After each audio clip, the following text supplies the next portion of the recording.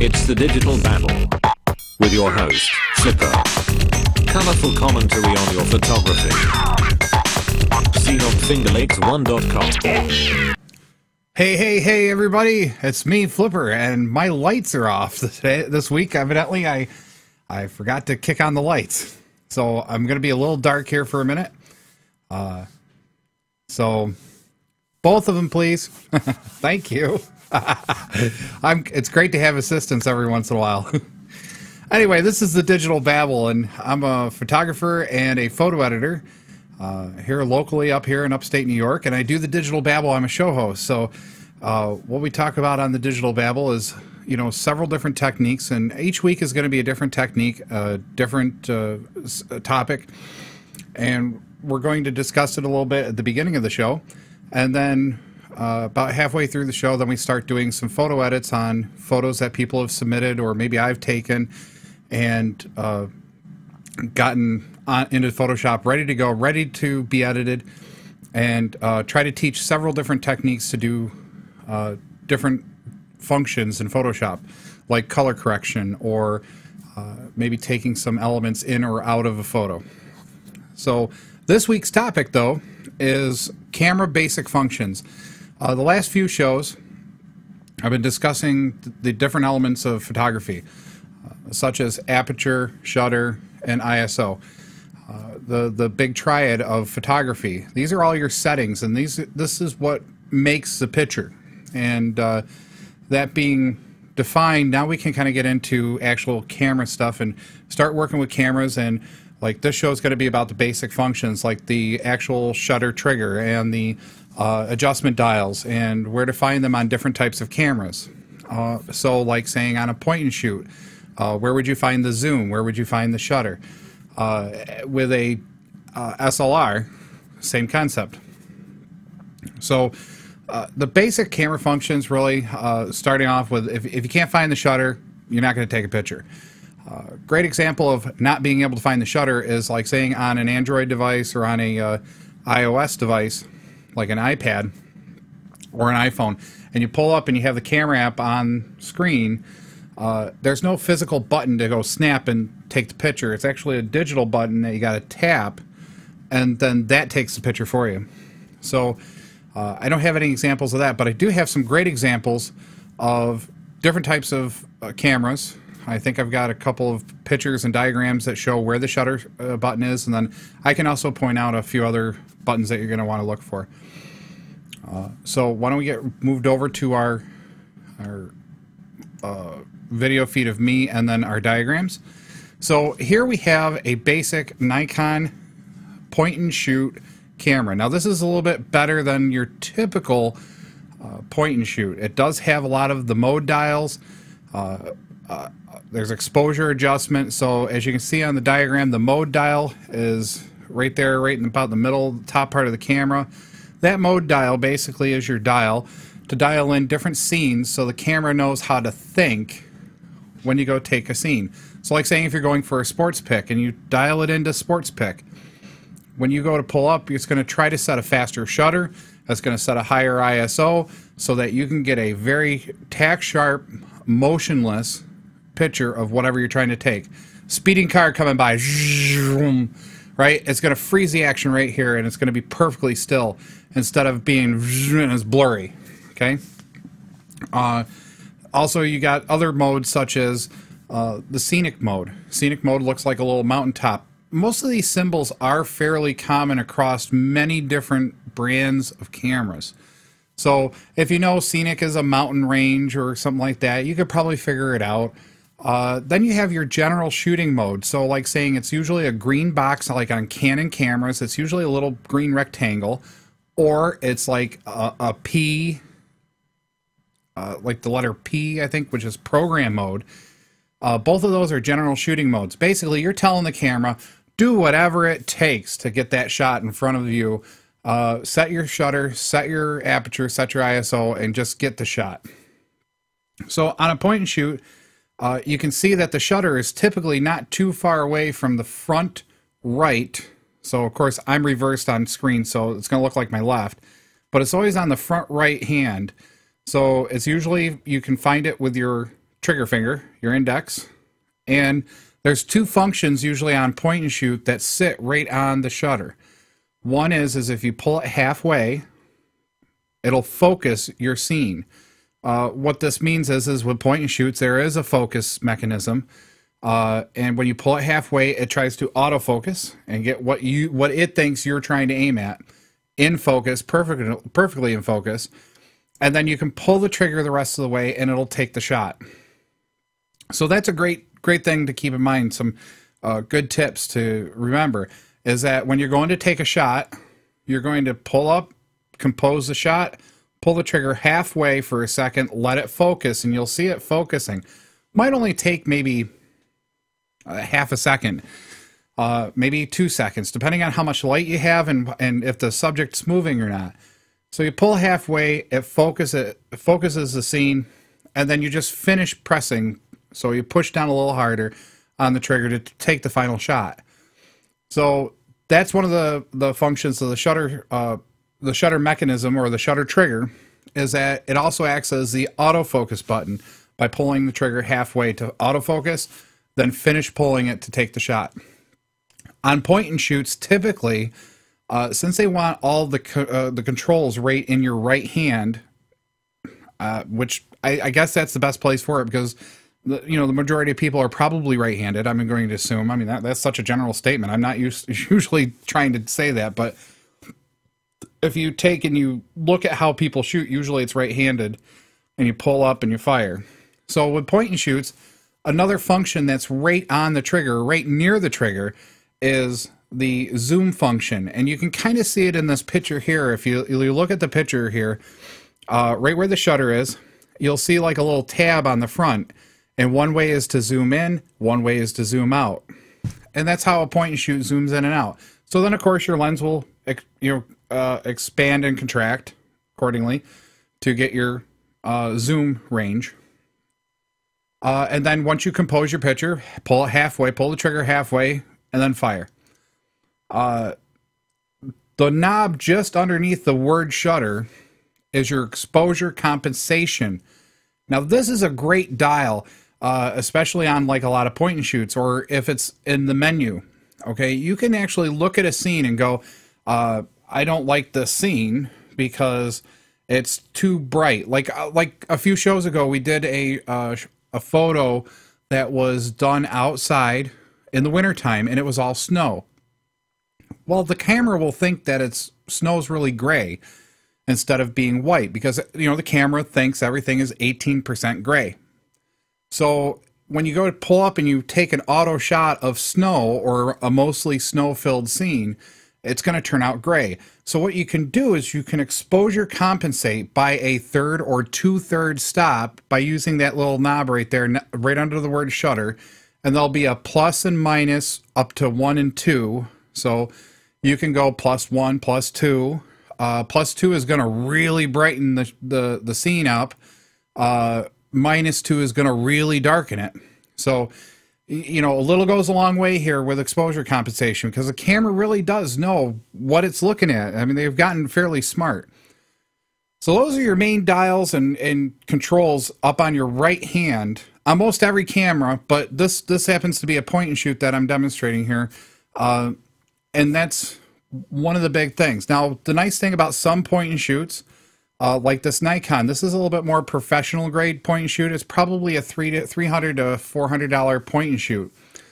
It is professional grade because it comes with a hot shoe adapter, which you'll see right above the viewfinder opening, which is right in the middle of the camera. And that hot shoe will accept external flashes. It also comes with an internal flash, which is right on the far left side of the camera. So by the end of the day, you can attach different features to your camera to add light or to modify light or to work with light. So that's a lot of function that you can do with some of these point and shoots, especially once you get out of the basement. You buy a $100 camera, it's a $100 camera.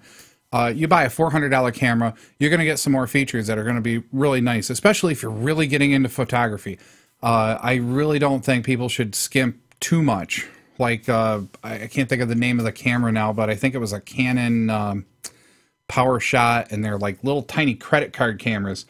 They barely even, I mean, they're like a credit card. They literally, and the buttons are so small, and you pull up and you fire, and you hope for the best. And they have controls as well, but they're all menu driven with the touch screen on the back. And it gets, to me, it gets nerve wracking. I like to have dials because I can actually go click, click, click, click, click, click, and know what I'm shooting. So let me pull up another camera here. So that was a point and shoot. Let's see here. Here's the back of the point and shoot. Gets a little more complex. It's the same camera, just the back side of it. It gets a little more complex back here because there's several different dials that you can work with. So you can see where the shutter is, and the mode dial would be right to the left of it. The exposure compensation would be right to the right of it at the very top of the camera. The very next dial down, which is a little kind of like wheel, kind of sideways left and right wheel, that is usually your settings or your modify settings wheel. So if you're on like manual, that would probably be your shutter speed. The wheel down probably 3/4 of the way down there where the OK button is your secondary adjustment wheel, which typically would then adjust the aperture in manual. It also drives the menus. So when you want to change like a preset, color temperature, you would hit OK to get the menu and then roll the wheel which way you want, hit OK to select your setting, roll the wheel to get something else.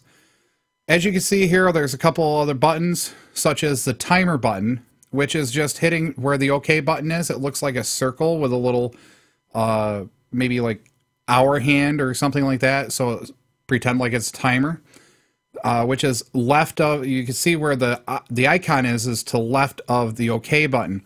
When you push that, it then brings up the menu for the self timer. What this means is that you'll get 2 seconds, 10 seconds, or self-defined seconds. So if you say 15 seconds, it gives you, when you pull the trigger, it gives you 15 seconds to run around in front of the camera and be there for the shot. Or using it in a different scenario, saying you're on a tripod and you don't have a trigger release. Okay, if you don't have a trigger release, you're going to want to do like a self timer for 2 seconds. That way you're not holding the camera while it's on the tripod, moving it. So your pictures will come out as tack sharp as possible. Notice up here we also have a few other buttons that kind of are of importance. Right down at the bottom, right below the OK, which is the menu button, which gets you into the camera's menu system. And usually it's a tree format. So let's see, how do I do this on camera? So this would be the main menu, and then maybe this is a sub menu, and then another sub menu, and then your settings are down here. So that's really a good thing to know where the menu button is, because that usually leads you into the settings so that you can actually find stuff. Somebody asked me the other day, great question on email the other day. I'm finally starting to get some emails from the show. I really want to get more. If you have questions about photography or about Photoshop or photo editing, please send me some emails. thedigitalbabble@gmail.com. I will answer your questions. If you want to submit some photos for photo retouching during the show, please send them to me. Make sure that they're no bigger than 1200 pixel or 1280 wide, 1280 pixels wide. And then doesn't matter the height, and I will get them into the show. I'll work them into the show. I won't use your name. It's totally anonymous. I might tell a story. If you told a story with it, I might tell the story, but I won't use any names, just so people can get an idea why a picture was taken the way the picture was taken. But please send me your photos, send me your comments, send me your questions.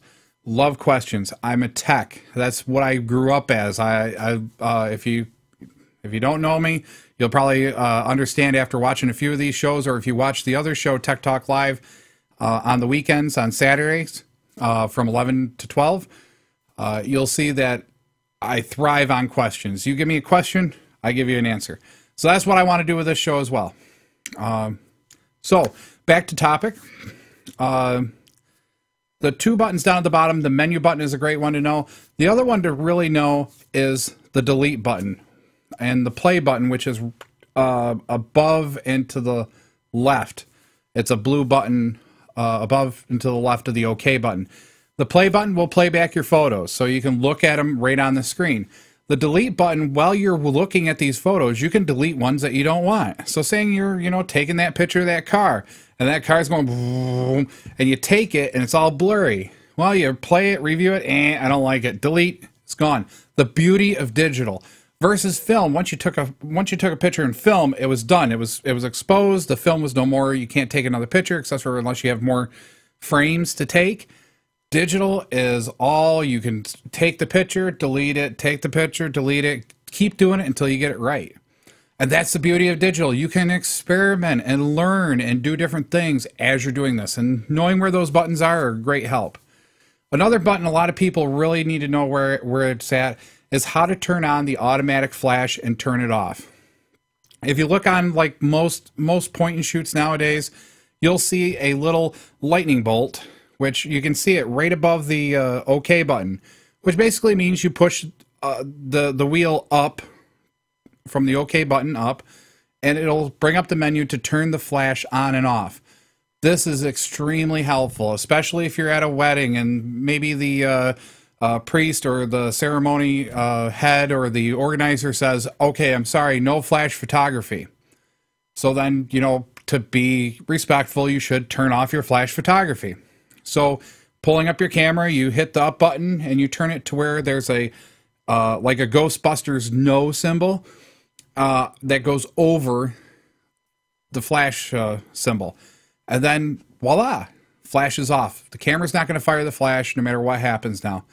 So that's really the camera basics for point and shoot. This is a little better point and shoot than typical, but it still is a point and shoot, and most of the same dials and knobs are about in the same place for most any point and shoot. Pretty much the cameras all work the same. You pull the trigger halfway, you get an autofocus. You got the zoom lever right on the shutter. So let's go look at an SLR. SLRs get a little more complex, mostly because there's more features, and a lot of times you're setting the settings yourself. You're not really relying on the camera to set it. Plus, you might change lenses to get different effects. Like one of the best effects, and this is a great little story. The first time I ever shot with a 50mm prime lens, and what this means is that it is only 50mm. There is no zoom to it. So all you can really do is 50mm out of the camera. It really trains you as a photographer to look at the world around you and then move your body, move the camera angle to get the shot you want. And it's an amazing lens. But with that lens, you're going to set a lot of features yourself. And one of the biggest things I found was shooting with a prime lens was the tack sharp quality. The colors just popped off the page. It's absolutely amazing to see the difference in zoom and no zoom. And that's really, geez, sounds like a Mitsubishi commercial, right? Zoom, zoom, zoom. Anyway, I know. Time out for a quick, brief moment of insanity here. Moving on to the SLR. If you look here, you got, I labeled everything. So you got the hot shoe, which is where you put your external flash. You got your mode dial. Now, on some SLRs, they're going to have two sides to that. You're going to have a green button or a green rectangle in the middle, which is general shooting.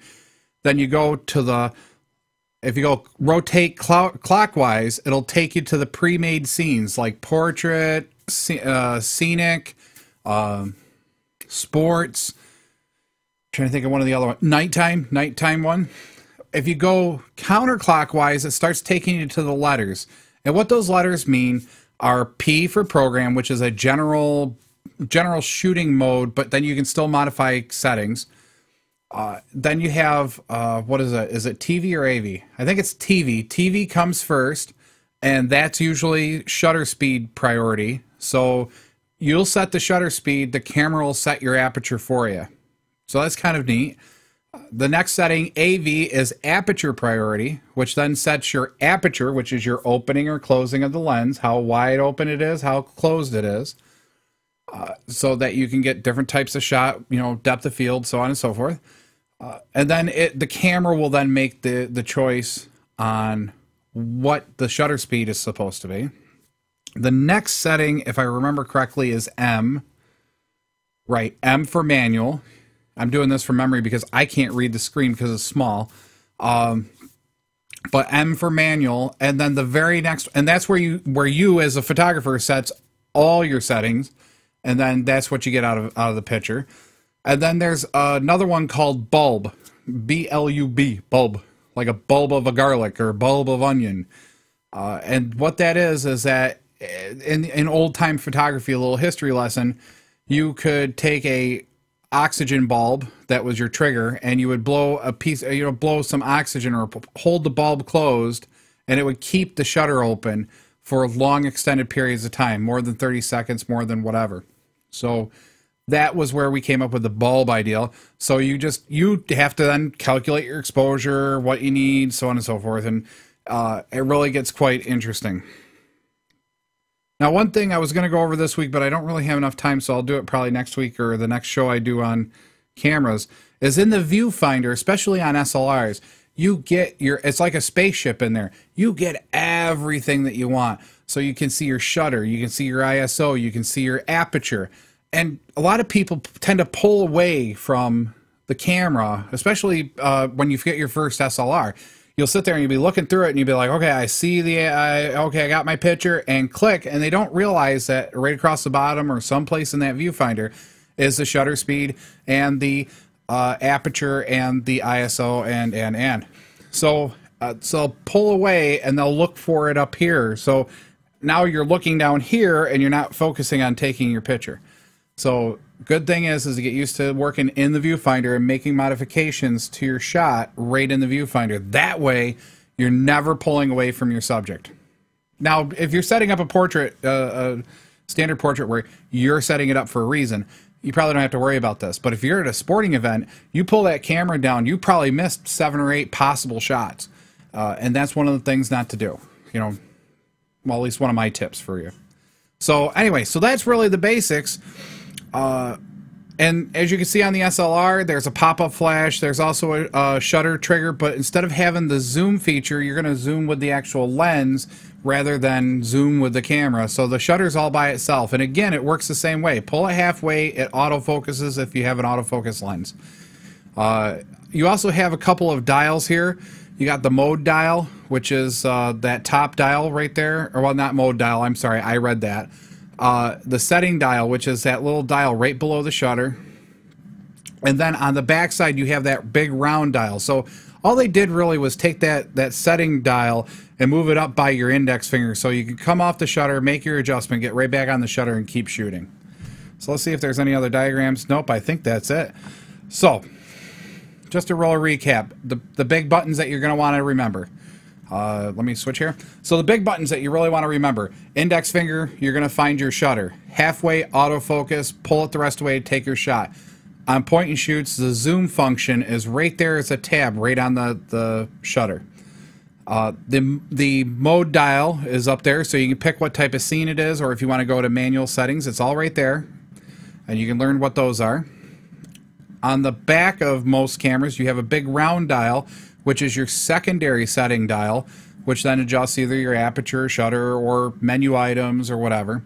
And then you want to find the play and the delete buttons, because you can review your shots as you take them, see how you're doing. Oh, I got to make an adjustment to this. I got to change that.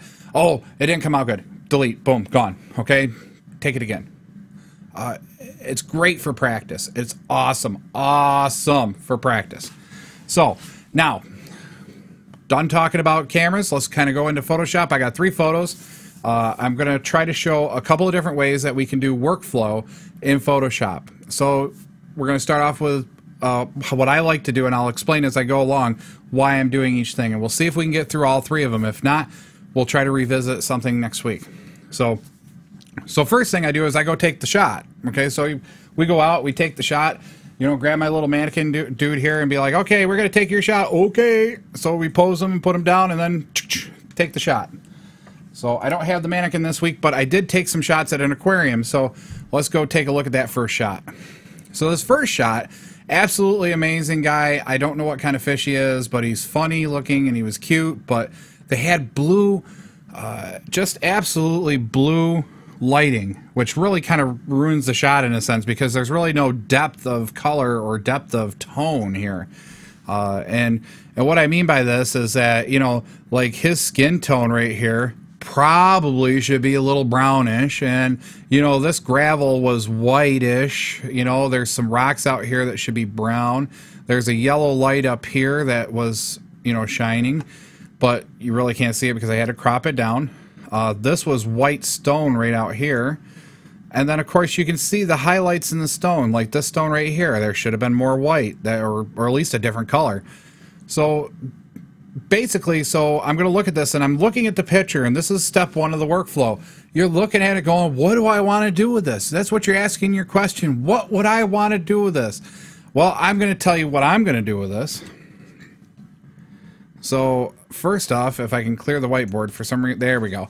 All right, cool. So first thing I'm going to do, I'm going to try to figure out exactly what real color he is. So we're going to play around with color adjustments, probably a curve adjustment, make that choice there. Then what I want to do is I want to get the tones right. I want to make sure that from light to dark, we got some highlights, we got some shadows, and then everything else kind of falls in this range of tones. All right, so that's going to be another setup or another adjustment. Then what I want to do is I want to make the image probably a little more contrasty, because by the time we get done editing this photo, it's going to be way out of whack. So let's get into Photoshop and see what we can do. So here we are in Photoshop. You know, great product here. I love Photoshop. I mean, you know, some people are, it's too expensive. Well, then go get Paint Shop Pro, or even go get GIMP. GIMP is a great little open source photo editor. A little more harder to learn because everything's not like user orientated, but you can probably figure it out and work your way through it. So first off, I want to try to find something that I think is going to be gray or white in the picture. So I'm going to grab Mr. Hand here, and this will allow me to zoom in and then move the picture around in my view and see if I can find something that I think is probably going to be the right color. And I think it's going to be this group of rocks right out here where my hand is. So let's start with getting the tones back into check here. Let's do a curves adjustment. I'm going to do a gray, you know, a mid-tone eyedropper right here. I'm going to make sure, and I'm going to select some of these tones out here. Wow, that overcooked it. Now, let me back this out. Yeah, that looks horrible. That ain't even close to right. Let's try the rocks. Maybe the rock. Oh, look at that. That came right in nice. First attempt. Now, what happened now is that I defined a mid-tone point or a color for the mid-tone so that Photoshop can automatically adjust the red, the blue, and the green to match that being a neutral color. Okay, so now notice he's a little brown. He's got some blue spots, which are probably really white spots, but it's going to be difficult to bring those back to white, but we'll leave it for now. I like this adjustment so far. Let's leave it. So let's see, get back down here into layers. So you see we got our curves adjustment. Now I'm going to back this picture up and I'm going to say, what else do I want to do? Well, I think the contrast was a little off, or we lost some of the contrast. So let's go do a levels. So we're going to hit the adjustment layer down here. It's the half moon or half moon cookie icon down here in Photoshop. It says create new fill or adjustment layer. So you click on it, it brings up a nice menu. We're going to come up here and go to levels. And I'm going to look at this. Now I look at my histogram. And notice my, you know, if you look at the black and white histogram, that shows you your tones, but it doesn't show you what colors are each of the tones. Now, up here in the actual histogram, you can see that the reds are kind of more towards the shadow area, and then the greens are more, a little higher on that, more the mid-tone, and then blue is dominant from shadows all the way up to highlights. So that's that. There again, it's a tough picture to correct because it's all blue. So we're getting close. So let's brighten this up a little bit, because I really, whoops, wrong way. I really think we need to brighten it up just a touch, because what I'm going to do now, so I'm going to take that mid-tone slider and move it to the left so we can brighten it up. So the darker tones are a little brighter. Now what I'm going to do is I'm going to compress the image, or compress the tonal values, and move the dark slider or the shadow slider here on the left, move it in to bring in the contrast. So I don't know. Let's do really heavy. That's not good. Let's bring it back. Bring it back. Bring it back. Bring it back. Almost. Probably somewhere in here, someplace. Probably right Probably right there. That I like that contrast. That looks pretty good. So there we go. So now we got our level. So we'll look at the before. So there's the before, all blue. Now we'll fix the tones. Now we'll fix the contrast. He almost looks like he's blushing right here. I think that's kind of cute. So maybe I don't like the way this is cropped, or maybe I don't like where he is. So maybe what we could do is recrop it. So let's try to do a recrop. Notice I'm working through my workflow. I'm kind of doing my adjustments first, and then I'm going to get into maybe doing some painting with light or doing something else, something a little more intense. And you work your way up from probably simplest edits, basic edits, I should say, rather than simple, but the basic edits like tone, contrast, and then work your way up to whatever your final image is going to be. So maybe we want to fix a few things. We'll fix some things or take out some rocks. So I'll take out a few rocks with the clone stamp brush. Then the final things are to get the picture looking the way we want it. So when we print it or put it on the web, it's what we look at. It's what we want to see. So I don't like the way this is cropped. So I'm going to hit the crop button over here. I've already got it set for my video screen width, which is 1280 by 720. And I'm going to just make this kind of like right here. And what I really want to do is I'm going to try to get that 1/3 of, because I don't know if you can see it in the video, but I've got the rule of thirds here.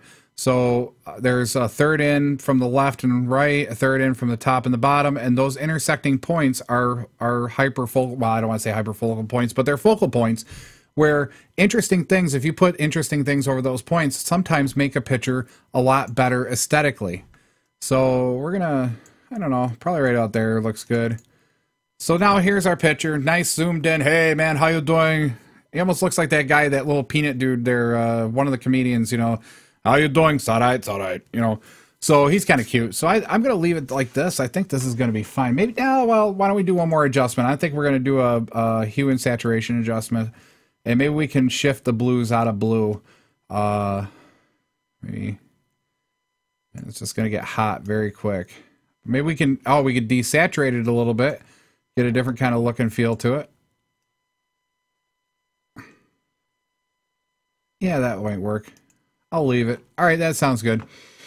So at least now we can see the difference. So I got to save the picture back. So I'm going to hit File, Save As, and we're going to go back to a JPEG, and we're going to save it as that picture. Yes, okay, replace. Bye-bye. Okay. Now, let's go get the original here. So here's the original blue, all blue. There is no other tones in it. You can't see the browns. You can't see the rocks. You can't see anything. And here's the new one. We cropped it. So here we neutralized the color the best we could, so there wasn't as much blue. We got some of the color back into his cheeks here and into his fins, you know, and we neutralized the background a little bit, and basically made some basic edits and went through a basic workflow. And that's basically what we got. We got a basic workflow working for us here. So there's our first image. I'll do it again. Here's our original. And here's our edit. So a little different scenario here. You know, we could always play and do more with it. But we're going to move on to the next picture and see what we can do. So now coming to this picture was taken, I think this was in Florida. It was out the parking lot, shooting out towards the parking lot from the hotel window. It was 7 or 6:45 in the morning. Sun's just popping up, just coming up over the horizon. You can see it peeking through the clouds. Such a beautiful, just beautiful cloud formation and stuff. Now, the clouds look pretty darn good. But, you know, the bottom of the picture is so distracting. So my idea might be, let's silhouette this out. So I really think we should probably take all this down here and just make it a silhouette. I don't want to see the cars. I just want it to be totally a silhouette and just have just this wonderful cloudscape and focus on the clouds. I really love the tones, you know, from here to here. The blues are nice and deep and rich. From here to here, they're nice and light because the sun's coming up and peeking over the clouds, giving that kind of skimmy, kind of like the light skimming across the top of the clouds, making the blue a little lighter. So it's really neat. I think what else I'm going to do is I'm going to take out, or try to take out, this light post here and this light post here, just so that that's out of there. And I think I'm going to make this picture really high contrasty and high saturation up here, because I really think that blue could really pop right off the page. So that's what we're going to work on. That's what I'm going to do. So we're going to go back into Photoshop, and we're going to pull that new picture up. So here's what we're going to do first. I'm going to make a copy of the base layer, okay? Just so whatever edits I do to it, I can always go back to the original picture if I need to, okay? So we're going to look at this, and we're going to get it kind of filled into the screen the best we can here. All right, so first thing I want to do is I want to see if I can't use the heal brush here, the little Band-Aid brush, and I'm going to take on that top layer, and I'm going to see if I can't just Band-Aid out this light post here. And it almost worked. It almost just made it disappear. So let me shrink the brush just a little bit, and we'll blend this back in. So we're going to go, oh, almost. One more there. One more here. One more there. All right. So we're kind of blending it back in. Yeah, it's a little sloppy, but it looks pretty good. So we're going to do the same thing over here. We're going to start right at the top of the light post, come down to about where it meets the bush. And it kind of did a good job, except for right here. So we're going to go, see if, there we go, blend it back in. Shrink the brush again. Let's doodle in here. There we go. Got some texture back in there. Bye-bye light posts. They're gone. Look at that. Nice and easy. Now, the next thing I want to do is I'm going to take an adjustment layer. Or actually, I'm going to really take another layer. So I'm going to take this layer, and I'm going to duplicate it now that we've got the light posts out of there. What I'm going to do is I'm going to go up to Image and Adjustment, and I'm going to do a Levels adjustment. And what I'm going to try to do is I'm going to try to make a mask, a black and white mask, but it's not going to be quite black and white. But what I'm attempting to do is trying to get down here, the parking lot, to be something I can select in Photoshop so that I can black it out with black and it becomes a silhouette. Neat trick without adjusting the brightness and contrast to get there. You're just painting over the area with black, and it's kind of a neat way to suck that right out and get a silhouette. So let's see what we can do here. So we're going to compress this down really hard here. Oh, we're almost there. Almost there. Lighter here. You know, we can make some adjustments down. You know, we can manually select some things. So, all right. So that'll probably be pretty good. I think that'll work for a mask. We got a few things down here. So right on this layer, I'm just going to take a black brush. So I'm going to grab a brush. I'm going to make sure it's black here. So black and white, and I'm going to make sure it's black. It is blacker than black. And then I'm just going to paint down here in the bottom. Notice all the hoods of the cars just kind of disappear here. And I'm still kind of blending it in. Oh, that works almost too good. Love it. All right, so now I'm going to take the magic wand because I'm kind of lazy once in a while, so I'm going to be lazy this time. I got to remember where to find it here. Where is the magic wand? Not there. Lasso. Nope. Magic wand. Right here. Quick select a magic wand. So I'm going to click on the menu, bring up the side menu by clicking and holding on it. Instead of the quick select, I'm going to grab the magic wand tool.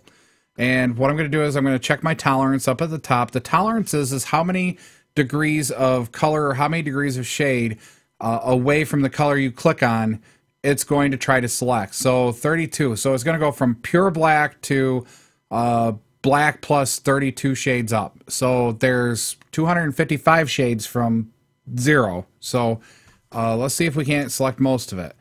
That is not too bad, except for I notice it's clipping this cloud over here a little bit. I can see that we got a little bit of a problem there. So what we're going to do is we're going to try to fix that by grabbing the quick select tool, holding the Alt key on the keyboard. Notice it changes from a plus to a minus, a plus to a minus. I'm going to get it to the minus, and I'm going to try to just draw out that cloud. And notice it did a fine job of getting rid of that cloud. So now I know my sky is here up at the top, and I know that the silhouette's down at the bottom. So now I have a selection, which I love. This is great. I can now hide this layer, go back on the one back here, and now I can take my brush and know that I'm not going to mess up the trees and literally just go, okay, paint it all black. And I'm painting it black here, like so. Oh, I noticed I missed a little bit of the treetops over here and whatever else is over there. So let's move it over here. We're going to deselect, and I'm going to try to do this by hand so we can do it quickly. And we just have to get it kind of black. It doesn't have to be perfect black. You know, you want to leave a little bit of the tonal value for a silhouette. Oh, yeah, that'll work. Click. There you go. And slide through across to the top of the trees. Make sure they look good. Oh, they look fine. They look fine. They look fine. Right. So now we have a silhouetted parking lot. Very nice scene. It's down in the bottom third. We have this wonderful cloudscape, you know, sunrise coming up. Now we can work on this layer and this layer alone. So now I can actually delete that background layer too. Bye-bye. Now we can actually start working our normal workflow. Let's see what we want to do with this. Well, I want to do some contrast and levels. So let's why don't we do, we'll do levels first. We'll bring up the contrast a little bit and so on and so forth. So we're going to get a little bit of contrast. I don't want to get too much because I like those clouds the way they are. So maybe 11, maybe 10. I think I'm going to go with 10. So I'm going to click down here, click down with my roll mouse. On the top side, I think I want to just, I don't know if I want to make it too much brighter. I think I'm going to leave it. And then I'm going to take the mid-tone, I'm going to slide it one way or the other. So I'm going to get right about there. And the colors are already popping, which is, I really love this. The blue here is really popping. Let me get my brush a little bigger. The blue is popping up here. The orange and the yellowish colors are popping. So let's now, I don't think I got to do much more contrast. So why don't we do, now that we've done that edit, I'm really liking the way this is working. I think we should probably do some hue and saturation. So let's get some saturation in here and see what this does to it. So we're going to click on the saturation edit, and then or the layer, and now we're going to adjust the saturation by going plus or minus. Minus, notice we lose the color. Plus, we're going to gain the color. Oh, look at that. That's a little overcooked. 36 is overcooked. Let's bring it back just a touch here. I'm thinking probably 25. 25 is going to be hot. Oh, I love it. Look at that. That is hot, hot, hot, hot, hot, hot, hot. All right. So now we got our hue and saturation done. Now, one of the things, if you're going to put these out on the web, you're going to want to sharpen them once. If you're going to do that, and don't do too much. You do too much, you overkill the sharpening. It's going to ruin the picture. But if you really take your time and do it right, you can really do some really fancy sharpening. I've showed a couple techniques so far. You can also just do the sharpen mask piece, and that's kind of nice. I'm really feeling this. I really like this picture. I don't know why. I'm falling in love with this. I think I gotta print this out or something. So okay, let's put it back into the video feed here. So we're gonna go File, Save As, and we're gonna change it to a JPEG. And I've got 8 more minutes to do the last one. All right, yep. Okay, great. Okay. And we're going to come back to our video feed. Here's our original. Little dull. You can see the parking lot down here. The colors aren't popping too much. You know, the clouds are a little undefined. I mean, these over here look good, but, you know, these are kind of like, you know, let me draw my little, you know, bad smiley frown. Or smiley frown. There you go. My little frowny guy. Yeah, I don't like the clouds there. I really wish this blue right here was nice and poppy. You know, almost coming off the page. Poppy. Gotta love my terms, right? So let's see. Now let's see. We did a bunch of edits. We took out the light poles. So right here. Whoops. I clicked too soon there. And we took out that light pole. We then made this all down here black, so it's a silhouette.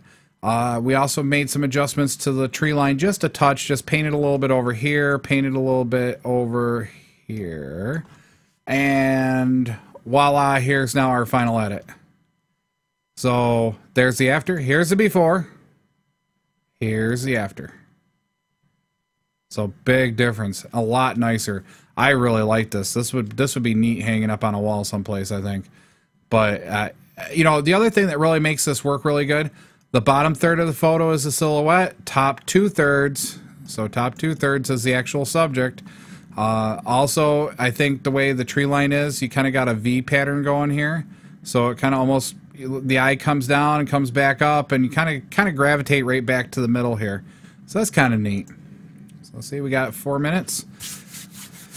So here's our last picture. It was taken at the Geneva, I forget what they called it. It was a snowboarding event here back in March, first week of March. I happened to go out and I was playing around with my 70 to 200 millimeter lens and my Canon 5D, and I'm out there shooting and trying to get some good shots. This picture really doesn't need too much, but I am going to say that I'm going to try to bring 3 things into play here. I want the brick out here to really pop. I want this blue color to pop, his shirt to pop. I also want to keep, if you notice, I really had a fast shutter speed. You can see all the little pieces of snow flying here. And what I want to do is I want to just tone this just a touch better. I really think this could be fun. You know, the other thing we could do, and I don't have enough time to do, would be to blur this all out back here.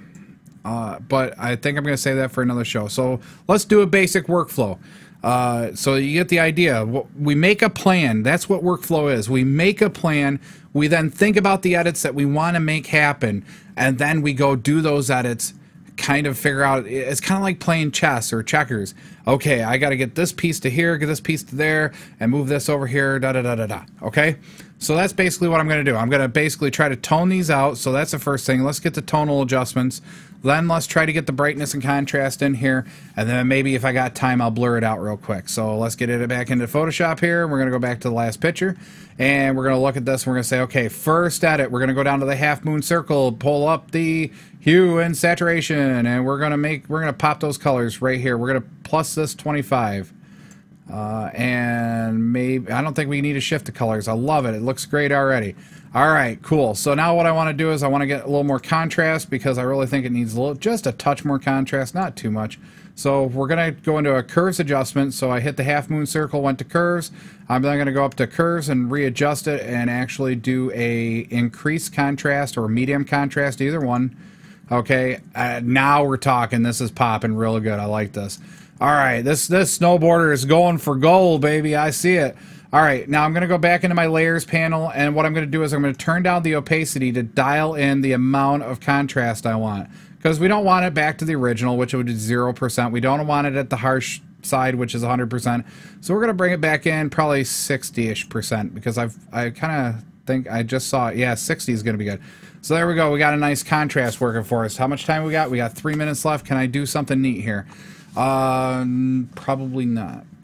Nope, I'm not going to have time this week, so I'm going to call this done right here. We're going to go File, Save As. Always remember to sharpen your photos at least once before you put it out on the web or get it printed, because you can see a difference when you put it on print or if you put it online. So we're going to hit save. Yep, okay, great, okay. All right, here's our snowboarder before, and now here's our photo edits after. Colors start popping. The reds are popping out nice. The blue here is popping out nice. Kept the snow particles here real nice. And I think we could do a lot more with this picture coming up on future shows. So that's going to be great. So let's go back to me. And here's me. Hi, everybody. And that's going to be it for this week's show. This is episode number 5 of the Digital Babble. I'm Flipper. I'm on every Wednesday at 7 p.m. Doing this on fingerlakes1.com or fingerlakes1.tv. You can check out our channel on YouTube. You can also check out the Digital Babble at tdbny.com. You can send in your photos or send in questions or complaints or whatever you want to send in. Questions, comments, complaints to thedigitalbabble@gmail.com. And I really look forward to any comments or any questions. I'm a tech. I really enjoy it. So make sure you tune in every week. And if you happen to miss a show, you can always go to tdbny.com and you can go look at past shows. So if you ever want to catch up where we're at, and you can see the progression on how I'm doing on the show. I really think this show went wonderful. I finally got some of the technical things fixed up with this. Finally realized a few things that we were doing wrong with the cameras and the encoder. So I think from this point forward, we're going to start doing some really cool stuff. So tune into the Digital Babble, because that's what we do. We babble about photography. We babble about photo edits. I got a couple photographers, hopefully in future shows coming up, to talk about different scenes. That's one of the things that we're going to try to do coming up is we're going to take a particular scene and say how we're going to do it. Me, myself, or another photographer that might be here in studio with me. So we might be able to do something fun like maybe some macro shots or a portrait. Maybe we'll do a portrait of me because, God knows I haven't done one of those in a long time. So you've been watching the Digital Babble every Wednesday, 7 p.m. Make sure to tune in, check us out, email us, thedigitalbabble@gmail.com. I'm Flipper, and I will catch you on the flip side. A Flipside Studio production. It's the Digital Babble. Tune in every Wednesday at 7 p.m. on fingerlates1.com. Check us out on Facebook and Twitter.